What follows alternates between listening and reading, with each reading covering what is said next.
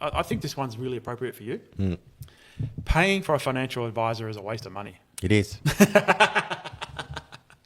That's not true. I don't subscribe to that. If you're sensible, you don't need to see a financial advisor. However, let me put some caveats.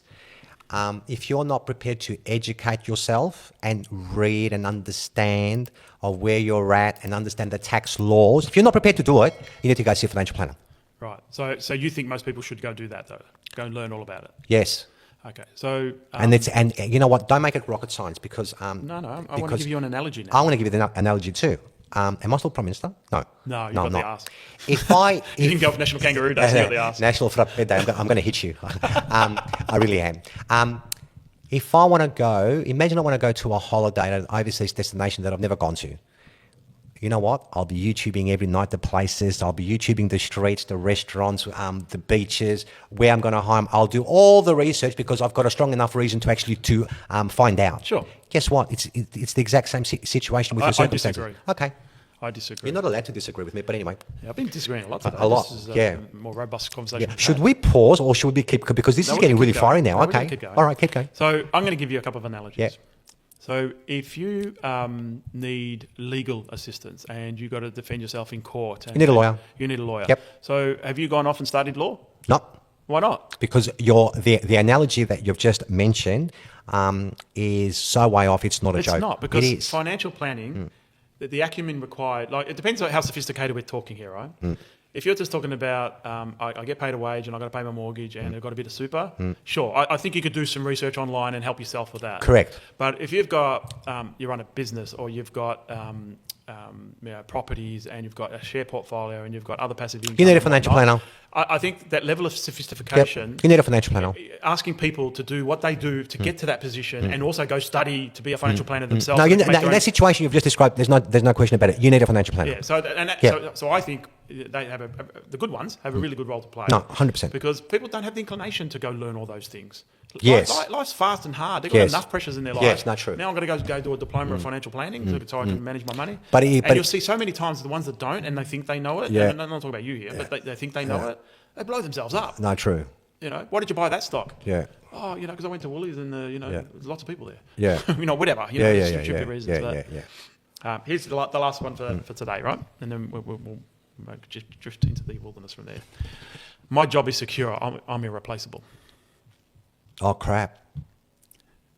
There's no job that gives you security. That's the first thing. There's no job that gives you security. None. Zero. In fact, you're probably insecure to think that you've got security because that may have been true 40 years ago, 50 years ago. It was true then? Yeah, that was. I wasn't around then, but do you reckon it was true? Nah, because job security then, I used to see so many clients that used to work, for instance, for the Aussie Post, or I was involved with the redundancies at General Motors.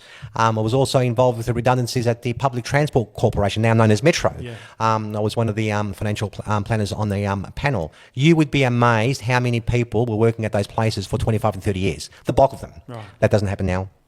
Yeah, I agree with that. I agree. But the arrogance of thinking you're irreplaceable is your biggest downfall. Yeah.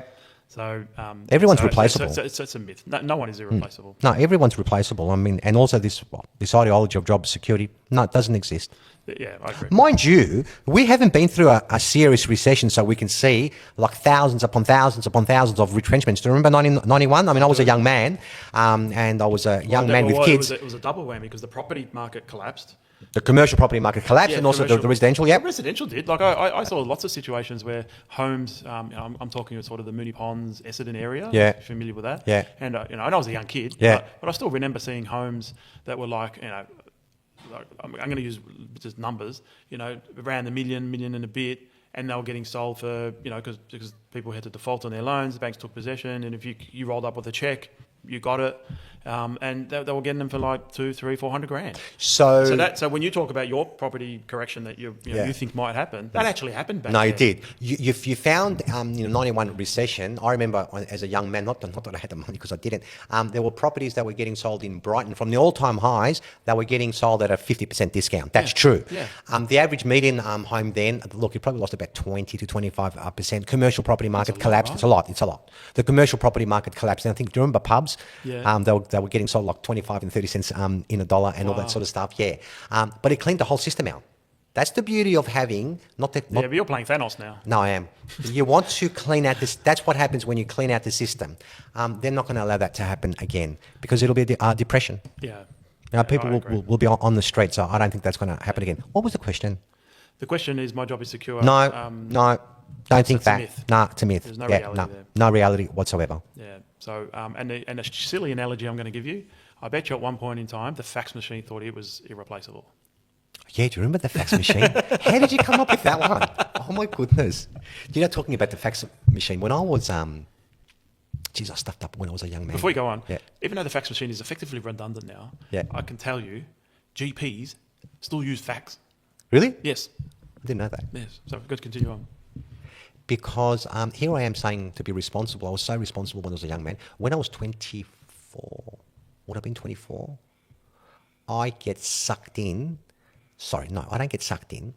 I was offered because of, I was doing well at work, I was given a 6% loan where the interest rates loans were 20% then.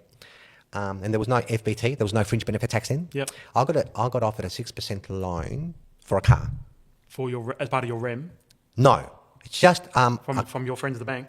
who was it? Was it AXA? Asanda? Were you using Asanda back I then? can't remember who it was. Look, I can't remember what it was. So stupid me, I go buy a Fairmont Kia, 25 grand. Like, this is like, wow, this is the Fairmont Kia. So after I get the Fairmont Kia, and obviously you're going around Logan Street 54 times, windows up, windows down, music high, music low, all that sort of stuff, I decided to get, I wanted to feel like an Did you have the executive. fluffy dice? Did I have the what? The fluffy dice. No, yuck. No, I didn't go to So that. you were the one that had the little dog that was his head wobble. No, I didn't have. I didn't have that either. I decide that because all the so-called executives did that. I decide to go get a car phone. That was complete sex appeal. Because there were and was number that the phones. ones that was installed Yeah, in they the were middle- installed. the middle Yeah, console? yeah, right. And I remember that cost was it $4.5 to $5 grand. It's like when you think about these things, like how dumb could you be at that time? Who are you ringing? It doesn't matter as long as I had it. And you know how people knew because the antenna was at the back of the window. You're an executive. My goodness. You're 25, you know shit, and all of a sudden you're an executive. Let me tell you how much of a mistake that cost me. At the time, I felt good for 5 How minutes. old were you when this happened? In your 20s or something? Yeah, Or your 20s, yeah, right. 24, 25, I think. So it took me 5 years to pay it off. Is that right? Yeah, it took me 5 because even though it was on a subsidised loan, because I thought I was God, only getting 6%, but you physically have to pay back every month.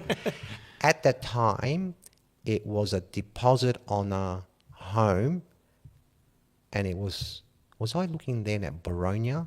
Because it was the 20% deposit that could afford a house in Baronia. I distinctly remember Baronia, because Baronia was about 120,000 then, wow. or something like that. I'm That's pretty sure. serious opportunity cost. It couldn't be where I'm living now because house prices were all up. But if I did not get the Fairmont Kia, with that antenna thing and that Lygon Street 54 times, if I bought that house in Baronia, that house today in Baronia is at 1.2 to 1.3, as opposed to showing off with a stupid car at 25,000. See, these are the sort of things when I think about the things that I've done and it's costing me dearly. Imagine now having a house in Baronia. Yeah. Don't tell me about the fun. But Don't tell me this. at the time, though, Yeah. you must have been eaten a bit. I was James Bond.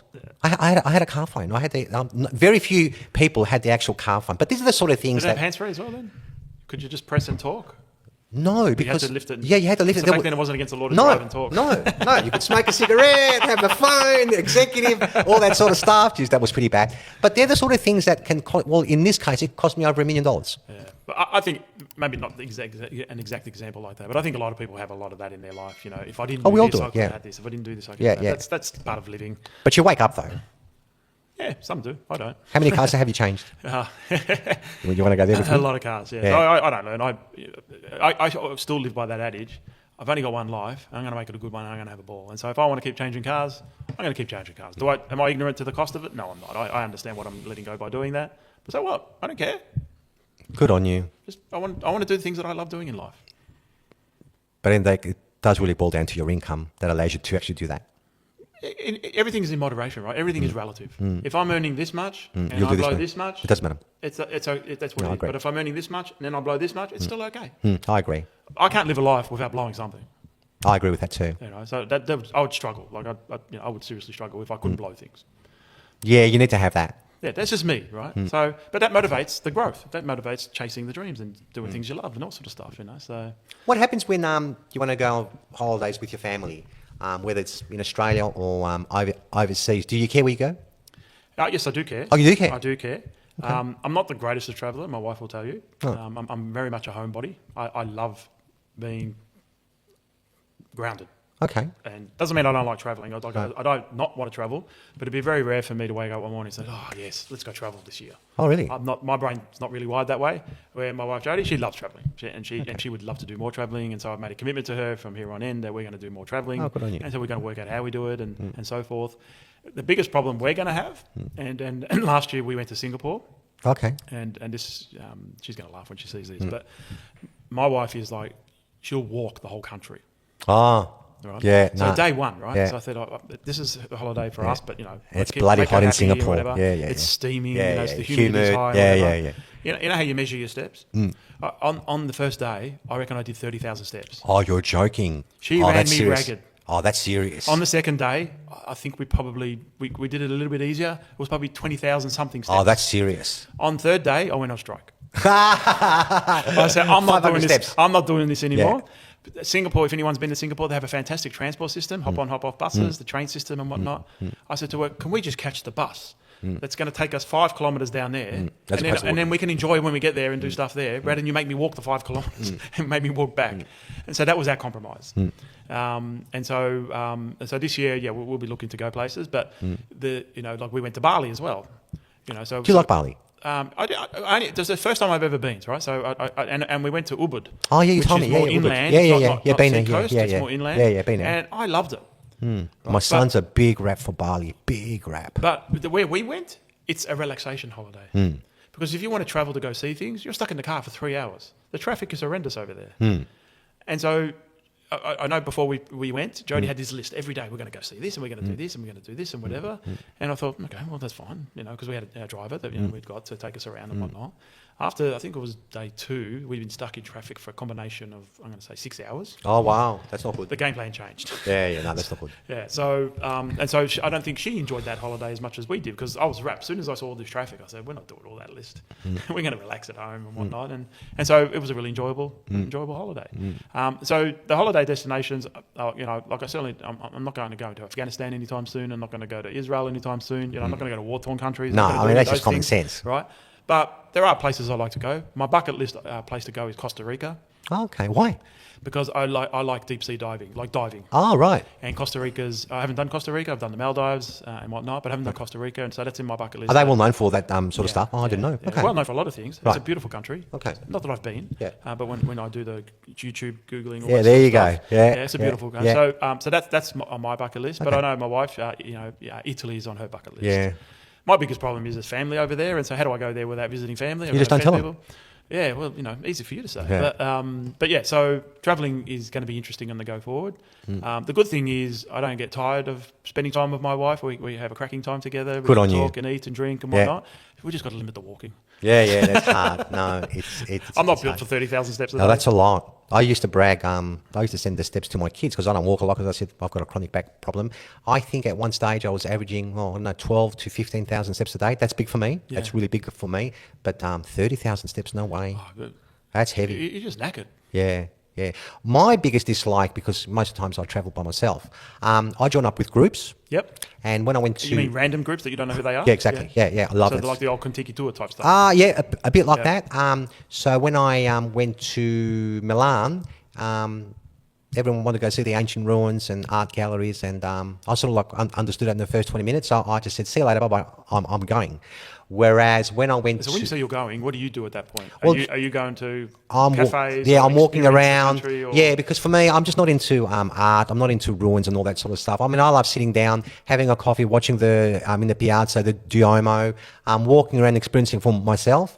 But I tell you what, I also caught up with a group in, what's that place in Italy that I did that foodie tour? Bologna. Oh, yes. All right. You want to talk about food. So I joined up with a group of, there was about 12 of us or 11 of us. And what we did is that we went in the night to 6 different places. So each place you got, a small meal with a glass of wine, and you kept going. And we started, I think, at about 8 o'clock and finished at 1 o'clock in the morning. The food was spectacular. The people that I was with, we had diversity, old, young, and all that sort of stuff. Just a ball. But again, I love Bologna because there's no ancient ruins. I mean, I ended up in Rome, right? And if you know anything about Rome, I don't know, but it was my first time. Like, I went and saw the Colosseum from the outside, right? I have got no interest going on the inside. And it was like, oh my God, how did they do this? Like, it was just, I was jumping out of my skin and the singing opera and all that sort of stuff. I'm done with Rome next. So I'm really quick in terms. Yeah. Fair enough, yeah. So, but traveling's interesting. That's good, mate. That's good. And you got more trips planned? Yeah. No. This year I'm actually going with my son Lee. That'll be interesting. And because I enjoyed Milan and Florence so much, we're going to do that sort of thing again, and end up in Athens, and we're joining with people from Melbourne to go from north all the way to the south. And I said to my son two things. I said, mate, I hate driving, so you're going to drive, even though it's left-hand driving. Yep. And I said to him, we just need to do one thing. He goes, what? As long as we're out of jail, we don't end up in jail and get back to Melbourne, we'll be fine. So, well, you need another thing. You've got to go on those autobahns and take those cars to the extreme. What, in Greece? No, that's in Germany. Yeah, but doesn't it go through all Europe? I'm not too sure. In Greece, there's no roads No, you go to. I mean they drive nuts anyway. Right. They're just nuts, you know. But I know in Germany you can do that. And I had a chance. I know Italy has the roads where you can just drive ridiculous. Really? I don't know if it's called an autobahn, but it's like crazy nuts. Is that why the taxi driver from the airport to the CBD was doing about 170? Yeah. Oh, well, I didn't know that. I don't know if Greece has it, but No, they make up their own rules, so it really doesn't matter.